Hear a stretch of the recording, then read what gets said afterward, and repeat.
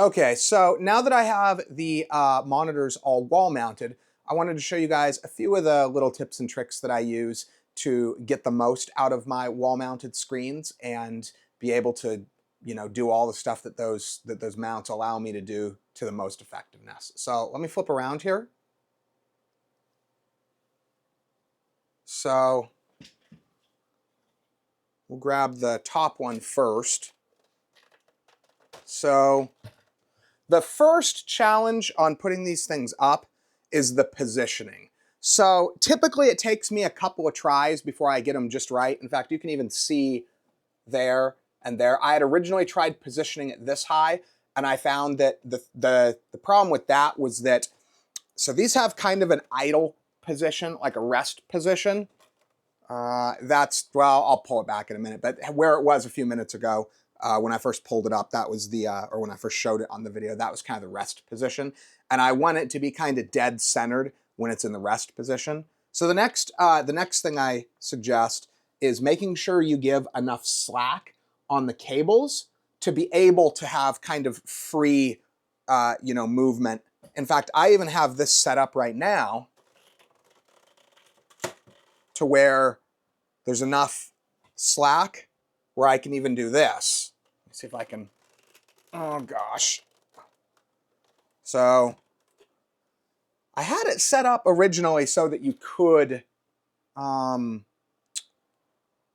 yeah, here we go. So you push that one down, and then you can have that, okay, I see it there, fully vertical. So if I'm doing, like if I'm listening to a lot of music, that kind of thing, I can set Windows in portrait mode. So we just kind of move that around a little like that. So that's great for music playlists, that kind of thing. But as you can see, I've got the cabling set up so that no matter what orientation I put it in, I have sufficient cabling to not get caught up. So then the next one we're going to look at is this one here. This one was a little bit harder because I put a lot more cables in it. So you can kind of see I've got all three of the video ports occupied. And then the power cord, and then I have another power cord here that I, right there, that I pre-wired. Typically the Dells, which is a large amount of the monitors I use a regular PC power cable, so I pre-wired that in case I switch this over to a Dell. And then the other thing is properly managing the cables. So I've got them all Velcro tied. This particular monitor, or this particular mount, has cable routing there.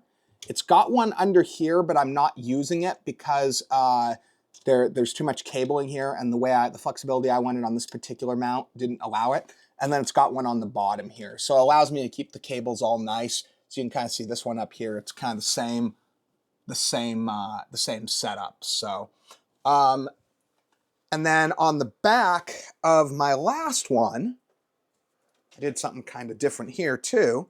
So this one I put a USB hub on the back, and this monitor actually has a built-in USB hub. The problem is it turns off when the monitor goes off, so it's not powered or functional separate of the monitor, which that sounds stupid, but for me that's a problem because I use these monitors. I use different monitors for different things, and so sometimes any given one of these monitors might be turned off, and so if I have a keyboard or something plugged into that, I suddenly can't use it, which was the reason why I installed this right here as my own standalone mount, just with double stick foam tape. And then same thing, you've got our cables all routed. Oops, you can't see, there we go. Oh, there we go. Okay, so now I've got the cables all routed along there. So just kind of just an informative video to kind of show you guys what kind of stuff you can do.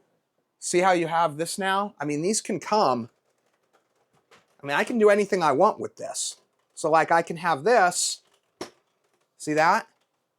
So now I can have that monitor right there, which, let's say for whatever reason, one of the things I would do with this would be if I decide, so this is a gaming monitor. This is actually one of the nicer ones. This is an LG 38GN950B. It's 165 hertz, what do they call it? Nano IPS or whatever.